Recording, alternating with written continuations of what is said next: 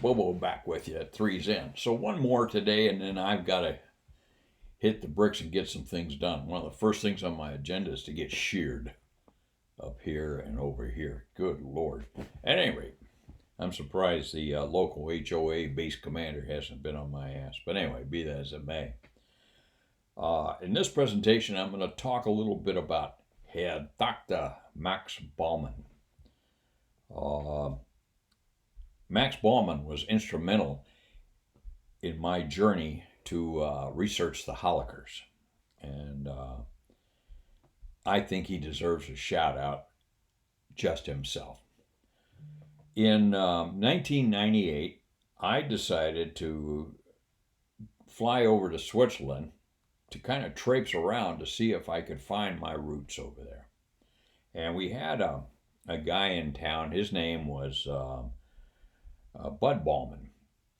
So I went to Bud, and Bud was also of Swiss origin. The Baumanns, the Bookers, the Christmans, and a few others all settled in White House coming over from Switzerland.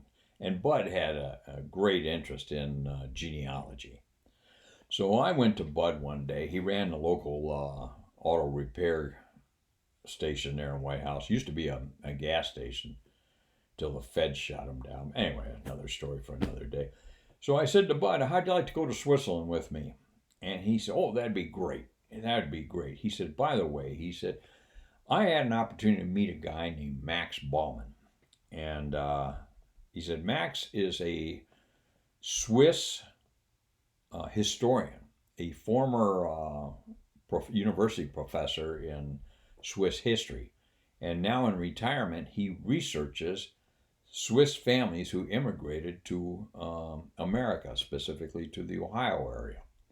Now, if you're familiar with Ohio, Sandusky sits on the shore of Lake Erie, about centered east-west in Ohio.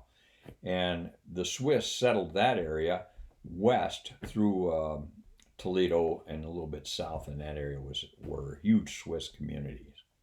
And that's how Johannes ended up in White House. Okay, I'll get to that a little bit later. So, Max Baumann had come over to Sandusky to do some research one year before 98. And somebody knew he was coming. They knew Bud Baumann had an interest in genealogy. So they tied the two together to see if they were related. Well, as it turns out, no, they weren't related. But Bud befriended Max and stayed in contact with him. So when we decided to go, Bud reached out to Max and told him, hey, we're going to be coming over there. We'd like to kind of meet up with you and chat with you a little bit. He said, great. So Bud and I set the date, and off we went to Switzerland. And we found our way into this little town, I believe it was Basel, Switzerland. And so we got settled in a hotel, called Max. This was on I think a Saturday. We called Max Saturday afternoon, called Max, and he invited us out to his house the next day for a lunch. And he was going to have his 80-year-old mother there and her boyfriend. And so it was just going to be a nice, quiet lunch. Okay, great. So Max comes by, picks us up at the hotel, and we drive out to his village. It was only about 12, 15 miles away, maybe, if that, to a village called Stilli, Stilli. And Stilli's on the Acre River, Aare, which is going to play a little bit of a part in Johannes' journey to White House later. So we get to Stilli, and we walk in and meet his mother and her boyfriend, and had a great lunch, and we began talking. And this just fascinates me. So we're sitting there talking, and Bud introduced me. He says, this is Bob Holliger. And Max looks at me and says, Holliger, I know that name, Holliger.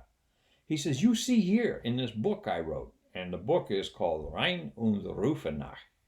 So he's in this book. There are many Holligers in this book. Holy crap, I just hit the mother lode. Boom. So I sat there and thumbed through the book. Of course it's written in German. Give me a break. Okay. So I'm sitting there reading about all these different guys, I said, you think this is so? Yeah, I know that name. And he knew the name Johannes Holliger. Uh, as I mentioned earlier, it was spelled Holliger. So I said to him, Max, I said, there are indications that that Johannes came from a village called Rhein. I said, would you happen to know where that is? Yeah. He says, it's a mile up the road. Well, I use kilometers, but it's a mile and a half or a mile and a quarter up the road. We drove by it on the way to Stilli. Actually, I saw the sign, but I wasn't sure how far it was. He said, we have Hinterrhein und Vorderrhein. Well, good for us. And he later took us around.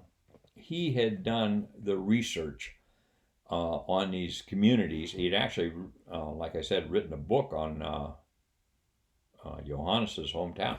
So he was able to take us around and show us some prominent landmarks in there. And it was mesmerizing. It just took my breath away. He pointed out the church, and that church still exists today. He pointed out the church, and then next to the church is a cemetery. And I thought, hot diggity dog. I said, maybe I'm going to see some of my ancestors buried in that church cemetery. Well, when I presented the idea to Max, he said, oh no, he said, we recycle. They recycle the bodies every 200 years. Give me a break.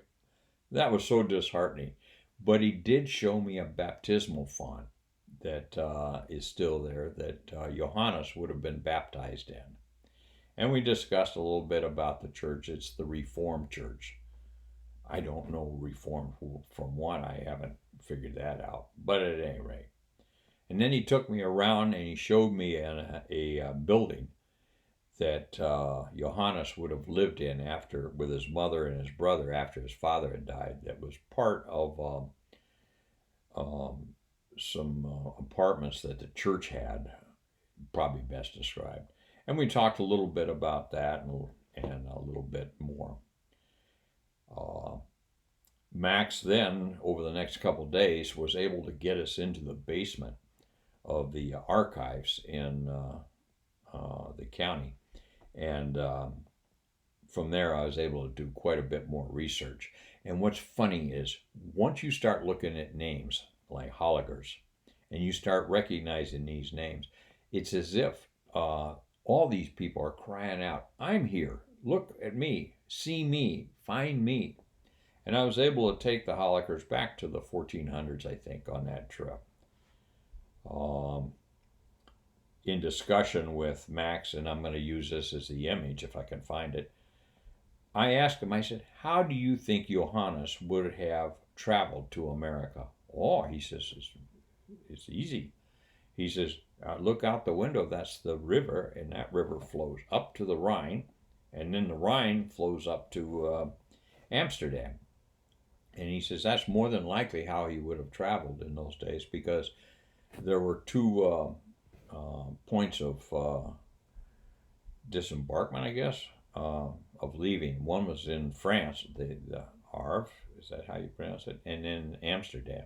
He says traveling overland would have been much more dangerous than traveling up the river. So I'm pretty confident with that. And like I said in a previous video, he left right around late April, early May, maybe 1833, when he was 30 years old. So we're starting to put this together and tie this up, these little nuggets that come waltzing in. So I just wanted to give a shout out to Max and express my gratitude and appreciation for his work in getting me on the right trail.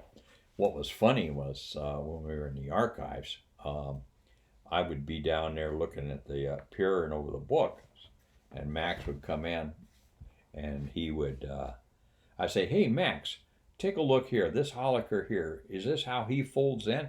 And he always has glasses up like that, like professors do. They got a ridge that holds their glasses up here. Anyway, he came over, yeah, he says, you can read this. Well, yeah. And once I learned how the old German differentiated itself from the German they use today. But that was so much fun. But like I said, it was so hard not to get distracted by cousins and so forth. So that, for those of you interested in family history, yeah, there takes a little bit of work through Ancestry.com, but it also takes a little bit of luck. And I was so fortunate in discovering Max. I think, unfortunately, Max has passed away. I'm pretty sure it was when I last talked to him. He was going in for treatment of some sort or another, and I haven't heard from him since. But God bless you, Max, and thank you so much for helping me discover my roots. That being said, this is Herr Max Holliger. This is Bobo, bass gear. Stop.